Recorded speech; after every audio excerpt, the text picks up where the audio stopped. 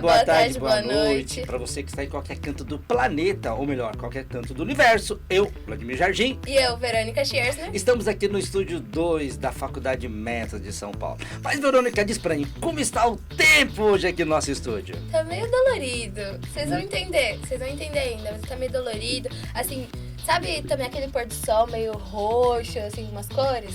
Meio roxo. Meio roxo. Fiquem no ar. E, Vel, vou apresentar esse profissional, né? Dr. Diego Evangelista, fisioterapeuta, pós-graduado pela Santa Casa, que é uma baita instituição, mas uma baita instituição. Ainda cursa neurofisiologia. Depois eu vou deixar ele se apresentar um pouquinho melhor aí, né? No que ele faz profissionalmente. Mas disse que acho que ele trouxe uma convidada também, não trouxe? Trouxe, e olha, nosso nível tá lá no alto, tá? Lá em cima. Tá lá em cima. Eu já escutei aqui que o sobrenome é difícil, então eu vou falar da doutora Gabi. Melhor, né? Acho melhor. Que é médica fisiatra formada pela Santa Casa. E ela é pós-graduada em cuidados paliativos pelo Einstein. Uau! Só nessa dupla aqui, tem que bater palmas, hein? E olha, Gabi, posso contar uma coisa pra você? Que simpatia essa doutora. É que vocês não sabem, mas a gente já deu muita risada aqui antes. Mas é uma simpatia, né? Sim. E eu gosto, assim, gente que transmite no olhar, sabe? Uma alegria, uma leveza. É deixa tudo muito mais fácil, né? Então a gente vai deixar eles falarem um pouquinho agora aí, né? Melhor. Muita Façam coisa. as honras da casa. Primeiras damas, né? Primeiras damas. Boa noite, né? Eu sou a Gabi, não há necessidade de chamar de doutora, mais fácil Gabi. Eu sou médica e paliativista e fisiatra, então a minha especialidade é cuidar das pessoas quando elas não têm uma terapia que consiga modificar a doença de uma forma tão eficiente. E a ideia é a gente manter essas pessoas bem e funcionais e sendo elas mesmas pelo maior tempo possível, né? E é justamente por isso que me convidaram para vir aqui hoje. E é justamente por isso que eu convidei também o Diego para vir aqui hoje, né, gente? Gratidão pelo convite. Como eu falava com ela na Santa Casa, né? É como jogar basquete com uma profissional. Então adorei o convite, adorei a oportunidade de estar nesse podcast aqui com vocês. Eu sou doutor Diego só na profissão mesmo, mas pode chamar de Diego para os meus pacientes, é o Diego. Eu sou fisioterapeuta pós-graduado pela Santa Casa de Misericórdia, na neurofuncional. A minha área é a neuro, né? Tanto nas doenças do adulto quanto na infância, na pediatria. E você falou um pouco aí das minhas especialidades. Eu fiz um curso de neurosensibilidade, né? Que a gente entende a parte sensorial do paciente, de percepção. E estou fazendo um outro curso que é relativo com todos os pacientes que eles têm, indiferente se ele é neuro, se ele é um geriatra, indiferente do perfil dele. Todos eles trazem uma coisa que a gente traz a vida toda, chamada dor. E entender, ter essa percepção e tentar compreender para a vida dele é o nosso grande desafio. E agradecer também a professora Viviane Aires, né, que Sim. convidou os nossos participantes aqui do programa, né? Mandar um abraço super apertado para a professora. Manda um abraço para ela também, meu. Esse super abraço. É assim, a gente tava numa conversa gostosa antes de começar o programa, né? Como é que vocês se conheceram? Parece que vocês, assim, né, tem um É uma conexão, um entrosamento muito bom. Muito legal. Quando eu estava fazendo residência, né, de fisiatria na Santa Casa, o Diego também estava, né, Sim. na fisioterapia. Eu cheguei lá em 2021. A gente dividia os pacientes que vinham para o meu consultório, para a gente cuidar da dor, ajustar as medicações e conversar sobre a funcionalidade, iam para o Diego poder dar esse trabalho para eles, né, Diego? Fazer eles trabalharem. Trabalhava, né? Ele era o carrasco, eu era boa assim. Colocava pra dançar o paciente. Colocava pra dançar, colocava pra dançar. Eu vou postar esse vídeo no meu Instagram, vou deixar lá no feed como lembrança, assim. E pra vocês verem, então, também o vídeo que ele vai postar, a gente vai deixar na descrição. O Instagram de cada um, da FAMESP também. E vocês vão poder acompanhar essa história. Eu não faço isso que ela faz, de verdade. Se for esse negócio, eu posso perceber já. Deixa Ela quieto. é marqueteira essa daqui. Ela fala, ó, Ótimo. clica no botão, ativa o sininho, faz isso, faz Alguém aquilo. tem que fazer, né? Alguém tem que fazer o programa. Alguém tem que manter a imagem do podcast ali. Exatamente. funcional. Mas não serve para aquele. Não serve. E, Não serve. Vlad, olha, eu acho que o nosso público sabe disso muito bem. Eles acompanham todos os episódios e veem que acaba sobrando pra mim. E Sempre uma sabe. curiosidade aqui, ó. Doutora Gabi, como é que você se inspirou para ser doutora? Conta um pouquinho da tua história. Olha, eu desde sempre entendia que eu precisava fazer alguma coisa para ajudar as pessoas. E foi ao longo do colégio e tudo. Minha mãe é enfermeira, o meu pai é tecnólogo de radiologia, então eu praticamente vivi minha vida toda dentro de um hospital. E eu sempre achei que eles conseguiam ajudar muito as pessoas. Então, eu decidi ajudar as pessoas dessa forma também. Apesar da minha mãe não ter gostado muito da ideia. Ela não gostou que você fosse. Não! Ah, vá! É muito sofrido. Ela falou pra mim, minha filha vai fazer outra coisa da sua vida. É verdade. É verdade? Verdade verdadeira. Porque geralmente a pessoa fala, né? Ou tem que ser advogado, tem que ser doutor, meu filho é doutor. Meu aquela pai coisa ficou toda. todo orgulhoso. Agora, minha mãe olhou e falou assim, não, minha filha, vai fazer outra coisa da sua vida. Eu me formei, mas a minha mãe ainda fala, tenho pra mim que você ainda vai fazer medicina. Isso ela fala sempre. Eu falo, não, mãe, só veterinária tá bom, sou médica também, mas animais. Tá bom. Tá ótimo. E acho que nada mais justo também que o Diego fala pra gente, né? Sim. Porque escolheu fisioterapia. Por que da fisioterapia, Bi? Então, eu fiz um podcast uma vez falando sobre isso, né? O meu primeiro podcast. Mas eu, assim, como eu falo um pouco da minha história, tive bastante tempo. Então, vou ser o mais breve possível. Mas foi porque um dia eu também precisei de fisioterapia. Porque eu jogava futebol e eu sentia muitas dores durante o jogo. E como todo paciente, como eu já fui, a gente não dá atenção quando a gente sente a dor. A gente vai conversando com aquela dor, né? A gente vai negociando. Enroscando ela ali. Até um dia que ficou insustentável, eu senti muita dor. E um médico quis me pôr na cirurgia. E eu morrendo de medo de ir pra cirurgia com 17 anos. E eu falei, não quero ir, não tô pronto para isso. Perguntei se tinha algum outro tratamento que a gente poderia tentar.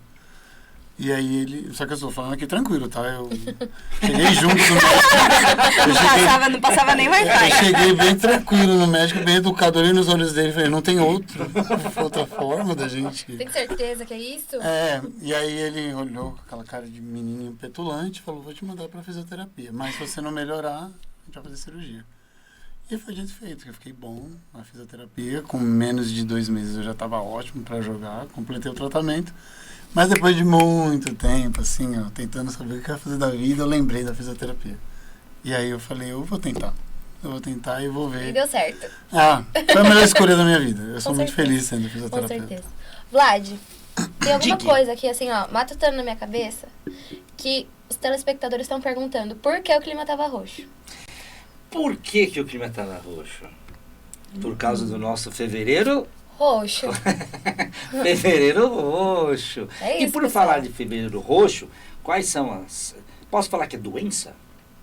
Aí a gente tá aqui, ó. Sou especialista. Vou perguntar para nossos Por favor. especialistas, né? Doenças, patologias, o nome que vocês quiserem dar. Disfunções. Disfunções. Orgânicas. Podia falar um pouquinho então da importância, né, desse fevereiro roxo, para o pessoal entender um pouquinho, né, a respeito disso? Olha, o Fevereiro Roxo, dentre todos, né, a gente tem aí uma campanha para várias doenças, né? Então, tem para o câncer de mama, para o câncer de próstata, que são muito mais visíveis e muito mais comentadas ao longo do tempo. E existem algumas doenças que elas ficam subliminares, elas ficam num sofrimento escondido. E esse Fevereiro Roxo trouxe essas doenças desse sofrimento escondido para a gente poder conversar, trazer luz e poder melhorar a qualidade de vida das pessoas que sofrem com isso também. Então, é por isso que ele é tão importante para a gente. O professor também compartilha? Compartilho das palavras da Gabi, ainda coloco que todo mundo que atravessa alguma situação que é nesse ponto de sofrimento e muitas vezes vai carregando, deve ser acolhido. Então, aproveitando tudo isso que vocês falaram, aproveitando também que você é paliativista, para explicar um pouco pra gente o lema do se não houver dor, que ao menos haja conforto. Como que é isso? Como funciona? A dor, ela é uma percepção subjetiva. A gente tem a dor física, a dor que é da lesão do tecido, a dor que é percebida no cérebro, a gente tem as dores emocionais, a gente tem as dores psíquicas, a gente tem as dores sociais e a gente tem as dores espirituais. Quando a gente vai falar sobre dor de um paciente, qualquer, mesmo as nossas dores, né? A gente tem que ampliar essa visão para entender que uma dor, ela não é uma coisa simples. Ela é complexa e ela precisa de uma atenção multidisciplinar, de vários profissionais que sejam capacitados para lidar com a sua dor e para te trazer conforto. Muitas vezes a gente não consegue zerar a dor das pessoas. Tem coisas que a gente infelizmente não consegue resolver. Mas tudo que é cuidado, tudo que pode ser acolhido, tudo que é, como diz o paliativo, coberto, né? O paliativo vem do pallium, que significa cobertor, que significa cobrir, né? Tudo que a gente cobre de cuidados melhora a qualidade de vida. Então, se a gente não consegue sanar, que a gente pelo menos cuide. Muito bonito isso que ela falou. Assim, emocionante até. Eu tava comentando antes com o Vlad, a gente tava no off, ele comentando. Eu tenho fibromialgia e, assim, foi um momento muito difícil pra mim porque foi um conjunto de coisas. Então, era dor física, era dor emocional e tudo era um combo, tudo piorava. E eu ia em diversos médicos e falava, não, seu exame não tem alteração nenhuma. Tipo, você não tem nada. É emocional, tem que ir no psiquiatra, essas coisas.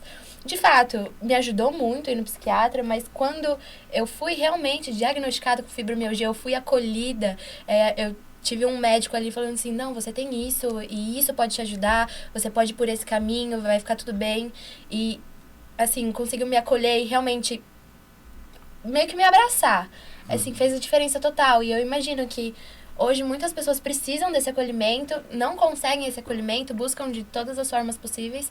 É muito difícil de achar, mas não sei, você falando, não sei, parece muito seguro. Agora me dê. Eu tenho que falar. Eu tenho que interromper esse negócio. Eu tenho que interromper. Ó, olha a minha teoria sobre dor. Olha a minha teoria. Gostamos de Eu teoria. adoro dor. Vou explicar por quê. Porque a dor te aponta para onde você tem que ir.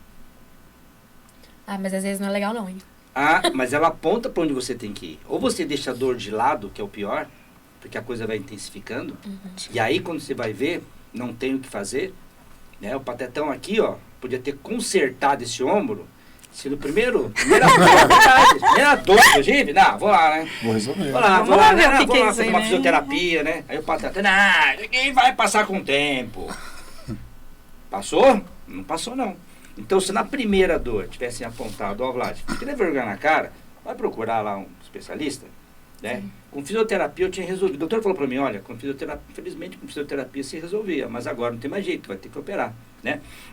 E aí tem também outra teoria que eu acho muito legal, porque assim, ó, quem procura um hospital, é porque não tá legal, Sim. né? Então, acho que esse teu jeito de... É especial demais. Cara, olha, É especial Gabi, demais. de verdade, se você tem fã-clube, Tem, agora você tem. Você só tem. Eu vou fundar o hashtag sou mais Gabi. Eu vou. Boa. Juro, Vlad, eu lembro de eu saindo de uma consulta chorando, porque o que eu tinha escutado é o que você tem é falta de exercício físico. E eu saí chorando, falando assim, não é possível. Eu não tô ficando doida, dói. Eu não tô ficando E doida. dói muito. Eu sei Dói o que eu muito. estou sentindo. Era exatamente Eu sei isso. o que eu estou Eu sei que eu tô sentindo. sentindo, eu sei que é uma dor surreal. Eu lembro, minha mãe ficava assustada de me ver eu deitada na cama chorando de dor. E não fazia sentido o que eu escutava, porque não era possível pra mim. E aí, recebi um acolhimento, assim, não foi tão acolhido igual O mundo precisa mais de doutoras Gabi, né? Sim, O mundo com precisa. certeza. Doutor Gabi, doutor Diego também. Com certeza. Também, mas Porque eu não vou deixar escapar esse rapaz Com aqui também, não. certeza. Pra falar da minha ideia de dor. Porque realmente dor, como ela falou, é uma. Cada um reage subjetivamente ao sentimento da dor. Né? Seja ela física, emocional. E, por exemplo, você atravessou um processo onde você sabia o que estava sentindo e lhe faltou alguém para dar essa acolhida. E pensando assim, eu achei. É um grande desafio para nós, né? Muito. Profissional da saúde, porque não é só a dor do paciente.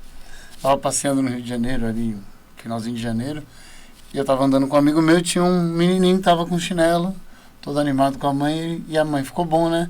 Ele ficou, mas tá doendo. Ela falou, tá doendo nada. Tá doendo nada, segue em Dói frente, meu filho. nada. Dói nada, use isso aí.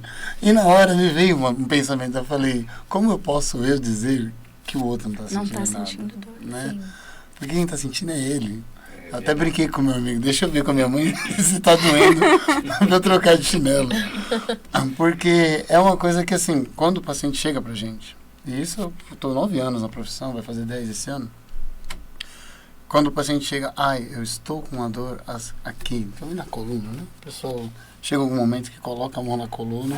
Todo mundo E fala- tem dor na coluna, né? Essa dor tá me tirando o sossego. E ele é uma interrogação pra gente.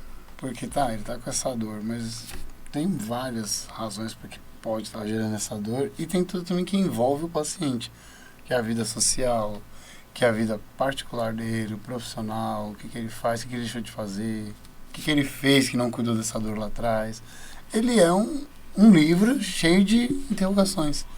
E só dá para fazer isso conforme a gente vai tentando desvendar o paciente. E o porquê que a gente tem que ser tão forte com as dores, né? Porque você falou, né, Vlad? Se eu tivesse cuidado da minha dor, mas não, né? Eu tô com dor, mas eu sou forte, a dor vai passar. A dor vai passar, eu sou forte, eu consigo passar por isso. E isso vai mudando, e isso vai piorando, e isso vai chegando num ponto onde você entende que a dor não é uma questão de força ou capacidade de lidar. A dor é uma coisa real. É uma sensação. É uma sensação. É uma sensação. É uma coisa que você sente. Isso é o Uma corpo tá reação. falando. É uma né, do reação. corpo, né? E o que você falou é muito verdade. A dor, ela existe para te mostrar que algo não está certo. Sim. Com certeza. Não é? Com Sim. certeza. Então a gente precisa prestar atenção na dor e não achar que a gente precisa ser forte com ela. Tomei 2 agora. Vou aproveitar Receba. então. Vou aproveitar. Vou aproveitar que a gente tá falando sobre dores, doenças, enfim, pra perguntar pra vocês, principalmente pros nossos telespectadores ficarem atentos também, quais são os primeiros sinais, como eles percebem os primeiros sinais de Alzheimer, por exemplo, lúpus, fibromialgia, tudo que engloba o nosso Fevereiro Roxo. Você Bom, quer... eu vou falar, o Alzheimer, eu vou falar que ele é muito complicado. É. Porque assim, a gente popularmente e por falta de informação, a gente acredita que o Alzheimer é só uma perca de memória. E não é isso. Não é mais além. Ele é muito mais além. É muito mais além. Começa primeiramente por atividades mais básicas mesmo ali de compreensão, tempo e espaço, onde estou, o que eu faço, o que eu não faço, esse copo aqui que eu faço com ele, para tomar atitude de fazer algumas funções, né? E a pessoa vai reduzindo isso, ela vai regredindo e consequentemente vem o esquecimento. Sempre é um esquecimento que as pessoas começam a... Ah, engraçadinho esse esquecimento aqui, trocou a palavra. Mas às vezes, olha só, deixou o fogão ligado. mas às vezes está começando a ficar coisas ali, deixar o fogão ligado, deixar comida no fogo, deixar chuveiro ligado, esquecer alguém em tal lugar, né? E aí começa a vir as coisas mais graves, mas às vezes já começou lá atrás, às vezes em alguma coisa... E lembrar que as pessoas, elas têm diversas funções cognitivas, né? A memória é uma delas, mas a gente tem as capacidades de linguagem, tem capacidade de cálculo, de resolução de problemas. E dentro de todas essas capacidades, o Alzheimer, ele vai minando a pessoa nesse sentido, né? Então, para uma pessoa extremamente esclarecida, né? Vamos supor que nós, né, tivemos... A gente vai chegar um momento em que a gente vai falar, caramba, mas eu fazia isso fácil. Uhum. Mas eu não faço mais isso tão fácil, né? E tem idade para começar? Por exemplo, geralmente é a partir de tal idade que a gente começa... O Alzheimer, ele é, em geral, uma doença da terceira idade, né? Acima dos 60 anos. Mas existem os tipos de demência que começam precocemente. Então, tem um Alzheimer de início precoce, sim. Era isso que eu ia perguntar. Tem dois tipos, não tem? Um que é realmente numa idade mais avançada e um começa em torno de uns 50. Tem paciente que chega com 40 anos, começando... 40 anos? Não caso da tem minha avó. assim... não tem assim Alzheimer precoce. Normalmente a terceira idade a gente começa a ter uma atenção, mas pode acontecer casos precoces. Que, na verdade, assim, né? Tudo em medicina é estatística. Então, a gente tem a curva de Gauss. A maior parte das pessoas começa a ter a doença naquela idade, né? Mas sempre a gente tem as pontas das curvas, né? Então, a gente tem as pessoas que começam a doença de uma forma mais precoce e tem as pessoas que têm as doenças de uma forma mais tardia, né? Mas, basicamente, o Alzheimer tem o Alzheimer precoce, que começa aí a partir dos 40 anos, e tem o Alzheimer propriamente dito, que é acima dos 60 anos. Vocês já atenderam casos de Alzheimer? Já, a profissão toda. Consegue praticamente. compartilhar um caso com a gente, assim, que chamou bastante atenção? Eu sempre tive muita resistência com Alzheimer. Sempre tive. Muita resistência? Sim, porque normalmente os pacientes, eles não chegam pra gente, eles não estão muito colaborativos. Né? E aí vai o físio lá fazer milagre, né? A pessoa vê o fisioterapeuta chegar, eles acham que é Jesus, não é possível. Vai levantar. E aí vai levantar essa pessoa. Falando de Jesus, mano? Então, e aí lá... Jesus cresceu. Esse não estava 40 dias no deserto em jejum. E aí, você chega e eles estão esperando realmente. E eu lembro que uma das poucas pacientes de Alzheimer que eu atendi, ela não era agressiva, ela colaborava ali dentro dos limites quando ela acordava bem. E, coincidentemente, eu e ela gostamos de carnaval, né? E eu fiquei sabendo que ela gostava. Eu falei, bom, vamos colocar aqui uma marchinha de carnaval para ver se provoca alguma coisa aqui nela, para deixar a coisa mais dinâmica, né? Ela nunca acertava meu nome, tá? Nunca acertava meu nome. Mas quando eu coloquei, ela bem acertou. E ela ficou super animadinha ali. E eu falei, agora vamos. Já conduziu aqui. Marquei, provoquei, despertei alguma coisa que pegou a memória mais antiga dela. Mas, assim, o Alzheimer, o problema, que acho que é um problema de saúde do Brasil, é dar informação, é dar atenção, né, para que, quando começar, a gente comece a trabalhar esse paciente, porque ele vai avançar, mas a gente tem condições de dar uma sobrevida, de dar um avanço tardio. O que eu acho que o Diego está falando é que muitas vezes os pacientes, eles chegam pra gente numa fase moderada a grave da doença, né? Onde a gente, do ponto de vista especialmente da fisioterapia, né?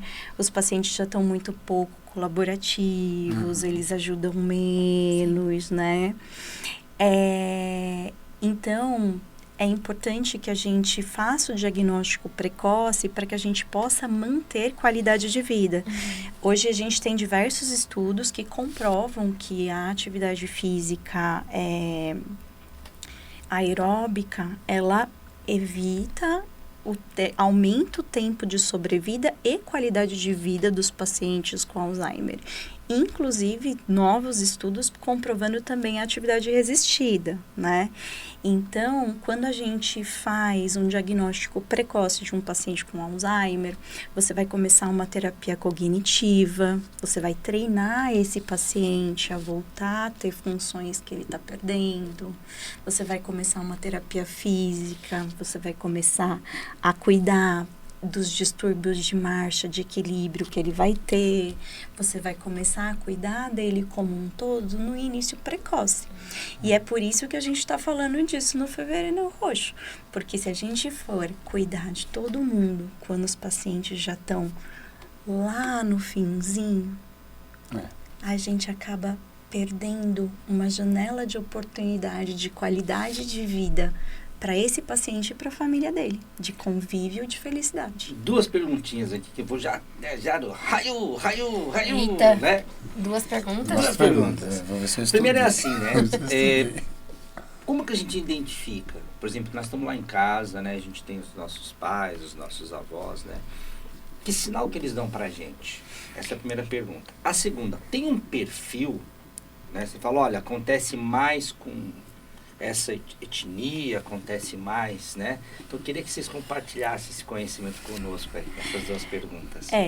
O Alzheimer, ele começa, né, principalmente com perdas cognitivas. Então, você vai perder a memória de curto prazo, ou memória funcional, né? Então, é aquela pessoa que sempre deixa a chave ali. E, de repente, ele não lembra mais que a chave fica ali, né? É a pessoa que fazia um cálculo de cabeça super rápido, e aí, de repente, você pergunta para o seu pai assim, ô pai, faz aquele cálculo lá para mim, e o seu pai fica assim, quanto que é mesmo? E isso não era o perfil do seu pai. Então, esses são os sinais mais precoces, né, dessas diminuições de função cognitiva, né. Os pacientes, eles vão perdendo essa capacidade de se localizar cognitivamente no nosso meio, né. Agora, normalmente, as pessoas percebem mais, porque a gente costuma perguntar menos essas coisas, né? Ou a gente fala, o pai tá ficando velho, não tá mais fazendo conta do jeito que fazia antes, né? A gente começa a perceber quando essa memória funcional começa a trazer prejuízo, né? Normalmente, o diagnóstico, ele acontece quando esse paciente, ele começa a pôr fogo na casa, esquecendo o fogão ligado, ele sai de casa e não lembra o caminho de volta, né? Então, existe, né, uma forma de fazer o diagnóstico precoce. Eu vou compartilhar com vocês a história da minha mãe. A minha mãe é uma senhora de 65 anos. E ela foi, por muitos anos, a enfermeira-chefe da UTI neonatal do HC. A minha mãe é uma pessoa extremamente inteligente. Pensa numa pessoa que faz conta. Assim, eu não sei matemática, minha mãe sabe, né? E teve um dia que ela virou para mim e falou assim, filha, eu tô esquisita. Aí eu falei assim, imagina, mãe, que esquisito o quê? Você faz as coisas melhor que eu. E faz mesmo, né? Até hoje. Não, tá estranho. Mas o que tá estranho? Eu não consigo mais pensar do jeito que eu pensava. Tá. Então, vamos ver o que tá acontecendo. Isso ela tinha quantos anos, Gabi? A minha mãe estava com 63 anos quando isso aconteceu. Uhum. E aí a gente foi procurar os neurologistas para entender esse processo demencial. Um dia, ela foi na farmácia, que fica do outro lado da rua, da minha casa, assim. Você atravessa a rua, tem uma farmácia. E ela chegou na farmácia, conhecidíssima, né? Porque ela frequenta a farmácia há milhões de anos. E ela se perdeu. E as meninas da farmácia, que já conheciam ela e que já entregavam as coisas lá em casa, ligaram para casa e me falaram, olha, a sua mãe não tá sabendo voltar para casa. Agora eu vou aproveitar. Agora eu vou aproveitar o gancho, né? E como a família, né? Como você lidou com essa situação? Como é que você lida com essa situação, Gabi? Olha, eu posso falar de mim pessoalmente agora? Tirei crachá. Tirou o jaleco. Tirei jaleco, tirei crachá. Poxa, dá um super medo, sabe? Isso porque as pessoas que são os nossos amados, eles são os nossos amados porque eles são quem eles são. Eles têm as capacidades cognitivas que eles têm. Eles têm as memórias que eles têm. E a ideia de que um dia a minha mãe não vai mais se lembrar de mim, do meu filho, Nossa, tô da arrepiado. nossa família. Tô arrepiado. Dá medo. Dá medo. E também dá vontade de agarrar ela e não deixar ela sair mais do nosso lado. Eu acho que todas as doenças, né? E o Alzheimer é uma das que mais ferem a família, porque você vai perdendo a pessoa que você ama, devagarinho. Ela vai deixando de ser quem ela sempre foi. E como a Gabi lida com isso? A Gabi, Porque deve ser esse desafiador, né? Sim. Você chegar para uma mãe, parente, ela falar assim, quem é você? Eu não sei. não, a Gabi enche o saco da mãe dela. Mãe, você já fez o seu exercício hoje? Mãe, você foi no Pilates? Mãe, você fez a fisioterapia? Mãe, você fez o jogo de memória que eu passei para você fazer? Mãe, você já foi no neurologista? Mãe, é assim que a Gabi lida. Para isso a gente tá aqui. Para orientar. A gente corre atrás, né? Porque apesar de eu saber que isso eventualmente um dia pode acontecer, eu quero que ela viva o melhor possível pelo tempo que ela puder viver sendo ela. Eu acho que torna tudo mais difícil também quando a gente sabe, né? Putz. Quando a gente sabe, quando a gente Já entende. ouviu aquela frase, saber das coisas é horrível? Sim. A ignorância é uma bênção. Ao mesmo tempo que é bom, também te Também, machuca. machuca. E é só um pouquinho, só para também não atrapalhar você, mas é importante também as pessoas, as famílias, quando notarem, não terem resistência em ir procurar saber. Porque o procurar saber, o diagnosticar antes, pode impedir muita coisa, né? E impede você de perder esse ser que você tanto ama mais rápido, né? Já que ele vai se esquecer mesmo, né? Então, já que eu sei, e agora que eu já estou cuidando, então, vamos fazer o máximo possível para que esses dias sejam sempre longos, sejam sempre, para sempre, né?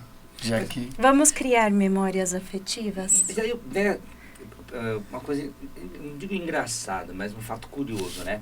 A avó, a mãe da minha tia, ela teve Alzheimer, né?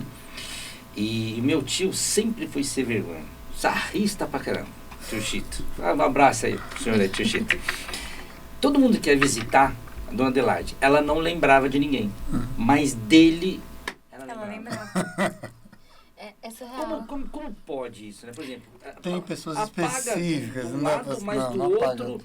e ele fala, ô Darcy, vem cá. A minha tia ficava doida, porque ela não lembrava que era filha dela. Existem algumas coisas, existem 2 tipos de memória. A gente tem a memória de função, que é a memória para a gente sobreviver no nosso dia a dia. E a gente tem as memórias afetivas, que estão ligadas no nosso sistema límbico, que é o nosso sistema emocional. As memórias afetivas são as memórias que têm cheiro, são as memórias que têm som, São as memórias que têm tato. São as memórias que podem ser muito boas e trazer sentimentos muito bons, ou podem ser memórias muito ruins e trazer sentimentos muito ruins. Como essas memórias, elas ficam gravadas em várias partes do nosso cérebro, elas são as mais difíceis da gente perder. Por isso que os pacientes que têm Alzheimer, eles perdem primeiro as memórias funcionais e eles vão perdendo as memórias de frente para trás. Sim. Muitas vezes eles lembram da mãe, do irmão, mas não lembram do filho, né? Porque a gente vai perdendo essas memórias nesse sentido, porque as nossas memórias mais antigas são as nossas memórias emocionais, são as nossas memórias afetivas. Então, ela tinha, com o seu tio, uma memória afetiva que estava gravadinha lá no sistema límbico dela. E às vezes eram coisas dele, tipo, o jeito sarrista, o jeito brincalhão. bem-humorado, brincalhão, que pra ela devia ser algo muito bom, então ela não ia esquecer dele. E pelos motivos particulares dela também. E não é só ela não, tá, Vlad? Minha avó teve o Alzheimer precoce, hoje ela tem 80 anos. Mas assim, ela não lembra de ninguém, mas coloca um Estúpido Cupido pra ver se ela não canta inteira. Estúpido Cupido é o que ficou na cabeça dela. Tanto que tem momentos assim que ela tá mais estressada, ela falou, não, calma, Estúpido Cupido. Aí vai a música toda com ela cantando, ela já começa a cantar, vira outra pessoa. A gente tá falando bastante sobre Alzheimer, enfim, mas eu acho que a gente muda muito, tá junto no Fevereiro Roxo, mas muda muito quando fala de lúpus e fibromialgia, né? Uhum. Aí eu queria que vocês explicassem um pouco o que é o lúpus, como uma pessoa, assim, pode se identificar ou para ir atrás ou se entender melhor quando a gente fala do lúpus e da fibromialgia também. O lúpus, ela é uma doença autoimune com marcadores específicos, né? Em que a gente o seu próprio organismo vai atacar as suas próprias células. Normalmente, começa pelas células articulares, né? As articulações, e tem algumas características, né? Então, o lúpus é uma forma do seu organismo esquecer o que é próprio dele, né? A gente tem um mecanismo no nosso organismo que sabe o que é nosso, o que é self, o que é meu e o que é de fora, como uma forma de proteção. Porque se entra um vírus, entra uma bactéria, entra algum outro bicho, o meu organismo sabe que aquilo ali não é dali e rechaça e vai procurar acabar com aquilo, né? E o lúpus, como uma doença autoimune, essa imunidade, ela se vira contra o seu próprio organismo. Né? Você agora, esses pacientes, como que eles chegam? Chega igual do Alzheimer ou já chega mais animado? Chega ao contrário. E qual é o papel do fisioterapeuta aí para auxiliar? Então, o paciente com lúpus é outro quebra-cabeça. Porque eles vêm com aquela boa cartilha, fazer atividade física. Como que ele vai fazer atividade física, sendo que ele tem um processo ali autoimune, inflamatório, que parece que tudo que ele sente piora. Sim. E nós temos um mecanismo, como todo mecanismo de defesa, após o exercício a gente tem um processo de recuperação, que é um processo inflamatório natural. Quem aqui já foi na academia, ali fez aquele agachamento male bem feitinho, acorda no dia seguinte com as pernas daquele jeito, né? Eu tô nessa estatística. Eu fui fazer aí. bicicleta outro dia, fiquei uma semana sem conseguir andar direito. E pode ser qualquer outra atividade física, uma corrida um pouco mais intensa, você vai ter um processo inflamatório natural ali, diferente do tempo, que você ficou sem treinar, enfim.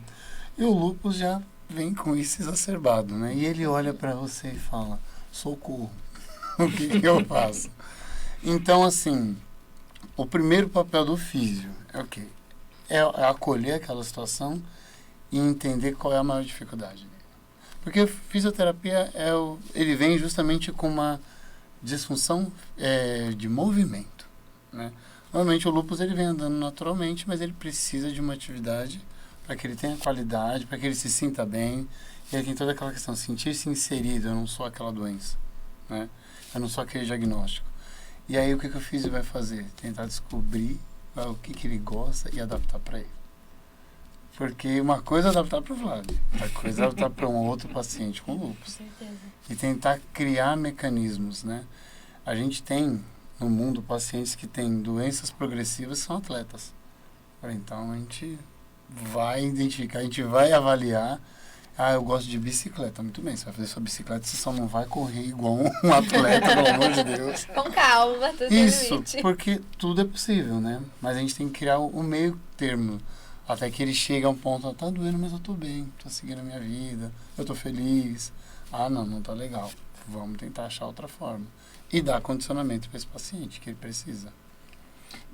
Posso inverter aqui, né? A doutora falou primeiro, Fica à né, vontade. sobre lúpus. Fica à vontade. E a fibromialgia? Cara, Vamos inverter agora. Vamos inverter essa Vamos inverter. ordem do processo. Vamos inverter. A fibromialgia, ela é e foi conhecida. Ele até Ele até se ajeitou. Eu me ajeitei por quê? Porque eu tinha uma visão da fibromialgia também quando cheguei na faculdade. Em 2010, eu vi a fibromialgia como o terror de todo profissional, né? E também, conforme vem as questões psicossociais da pessoa, eu falava, isso é frescura. Eu falava isso, né? Mas não é frescura, é o que a pessoa está sentindo. Então, até determinar a fibromialgia, tem que excluir ali outras doenças que sejam associadas, sedite reumatoide, outras doenças que geram processo inflamatório, falar, chegamos num quadro que é fibromialgia. E o paciente, quando chega pra gente lá, eu falo isso porque foi a experiência que eu fiz na ortopedia, né, na graduação. Tempos difíceis. Que chega um paciente que, assim, doutora, qual é o maior instrumento do fisioterapeuta? Você pode dizer, né?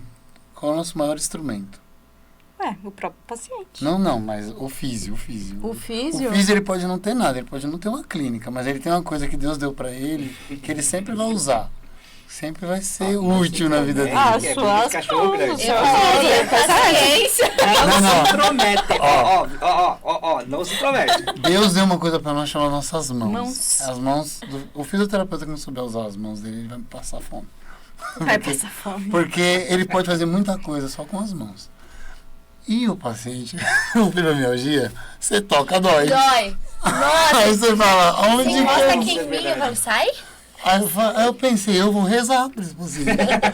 Eu vou rezar por Vou ele. impor mãos. Orações sempre. Entendeu? Bem-vindos. O rei faz o reiki. Isso. Então, porque o paciente dói, você toca.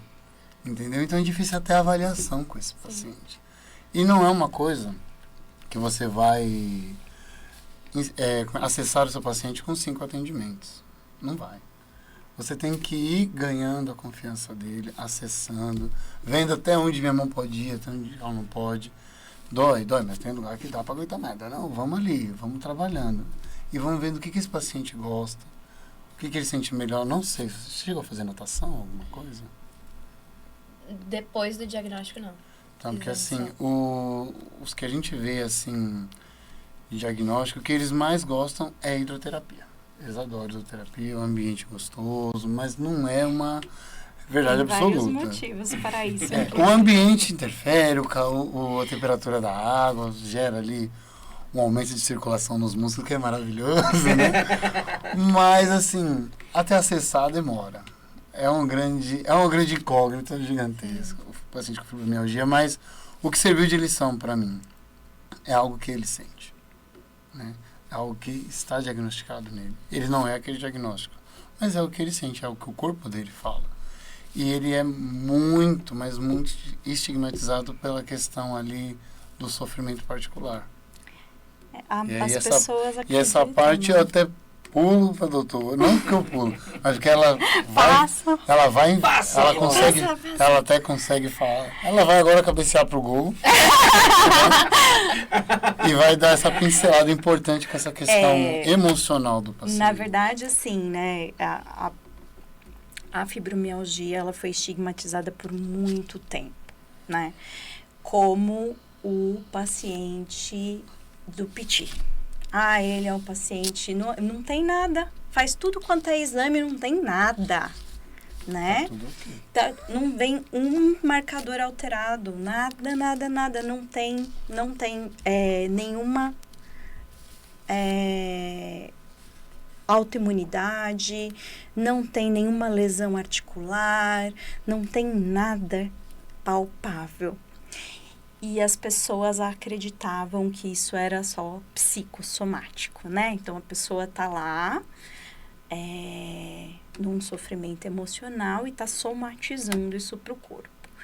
Hoje, a gente entende que não é isso. Graças a Deus, né? Porque senão a gente ia achar que todo mundo que tem fibromialgia é meio pum. Mas não é o caso. A fibromialgia é uma sensibilização central à dor, né? Então, o nosso cérebro, ele tem uma forma de sentir a dor. Se eu te der um beliscão, vai doer. Sim. A informação vem da sua pele, passa pelos seus neurônios, chega no seu cérebro, o seu cérebro interpreta essa dor e você vai me dar um tapa, né? Porque eu te dei um beliscão. Você vai ter uma reação, Sim. né?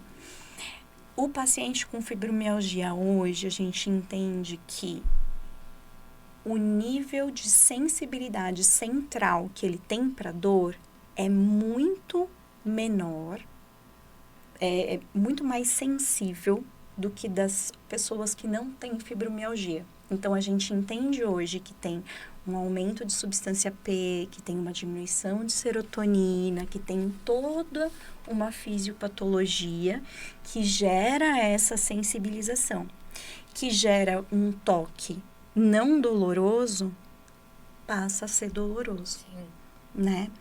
Então, a primeira coisa que a gente tem que entender é que quando o paciente fala pra gente que ele tá tendo dor, ele tá tendo dor. Isso é muito real. Certo? Isso é muito real. Ponto. Não é se. Mas e se for? E se. Pode ser social, pode ser psíquico junto, não tem problema. Mas o paciente está com dor. E nós temos que fazer algo a respeito. Vai investigar, né? Né? Vai investigar. E aí a gente abre toda a investigação da fibromialgia para a gente poder excluir causas, outras doenças. E a fibromialgia, ela tem um diagnóstico muito mais preciso hoje, que são os tender points. Então, a gente tem alguns pontos que a gente faz. A gente faz os testes, né? São 18 pontos no total. Ela já sabe tudo! Ela já sabe tudo! São 18 pontos no total e esse paciente tem que ter um número de pontos mínimos de dor associado aos sintomas secundários. Então, alteração de sono, ansiedade e depressão, alteração de humor, né? Não só ansiedade e depressão, mas ele pode ter outras alterações de humor também, né? Então, é muito importante que a gente faça esse diagnóstico. Então, excluímos as outras doenças, vamos fazer o diagnóstico apropriado da fibromialgia. Olha, de verdade, eu acho que não teria pessoas mais... Não estou puxando saco não, porque eu não sou muito puxar saco, porque puxar saco depois a gente paga um preço caro por isso, né? Mas eu nunca vi dois profissionais que me encantaram tanto que eu tive o orgulho e a honra de conduzir com vocês. Eles trazem tudo de um jeito muito leve, né? Assim, De muito verdade. acolhedor. Não sei, é gostoso de ouvir. É um jeito simples, é um jeito amoroso, Sim. entendendo que a dor não é uma coisa que é frescura, mas é uma coisa que tem que olhar com carinho, né? Por que eu estou falando isso? Nós estamos chegando ao final do nosso programa. Mas já. E eu queria que vocês olhassem para aquela câmera ali, né? Um de cada vez. E falasse com o nosso público inteligente, nosso público que é um esperto, né? Da importância desses assuntos que nós tratamos aqui hoje. Posso começar? Para aquela talvez? câmera aí. Por pra aquela favor, câmera aí. senhor. Bom, primeiro, assim, que é uma grande alegria poder falar sobre o Fevereiro Roxo e sobre essas doenças nesse podcast. Você que viu esse podcast, vai assistir em algum momento, vai nos ouvir. Primeira coisa que você sente é muito importante. Seja o que você estiver sentindo, seja ela uma dor física, emocional, psíquica. Normalmente, na fisioterapia, nos procuram porque é uma dor física, normalmente, né? Mas indiferente qual for, e qual for o seu diagnóstico, o mais importante, o que você sente é importante. E se você está sentindo, ainda que não te acolherem em alguma outra instituição, algum médico, continua procurando. Porque uma hora você vai encontrar profissionais como a Gabi, como eu, pessoas que pensam em trabalhar em conjunto, equipe multiprofissionais ali, onde vão se importar com você, não com o seu diagnóstico, mas com a sua pessoa. E dê atenção ao que você sente, que é muito importante. Eu também vou fazer um segundo fã-clube. Hashtag sou mais Dr. Diego. Eu te apoio, a gente cria hoje. Aqui, ó, né? Número 1, número 2, número 1, número 2. Poxa, Diego, agora que tem que falar? Não, eu deixei na sua mão porque você é o nosso Michael Jordan, né?